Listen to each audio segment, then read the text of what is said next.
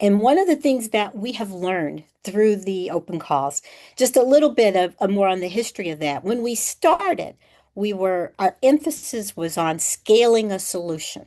And so we were focused on giving very, very large grants, 100 million being one, and that's where we first met Project Echo and got to know you.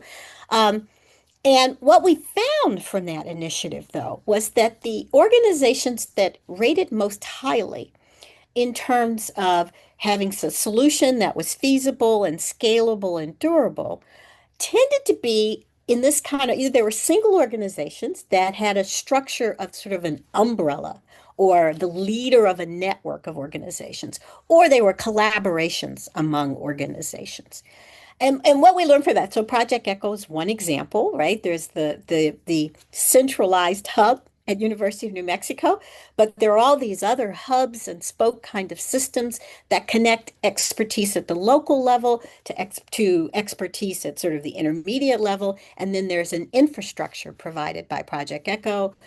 What we observed is that you've got to have both, and part of that involves needing a strong base of organizations at the local level who have the type of expertise that's frequently missing when you only focus on sort of large or national organizations. They understand how the local culture works, they understand how to adapt, they understand who the players are and what the needs are in those communities. But they need to be strong and supported as well.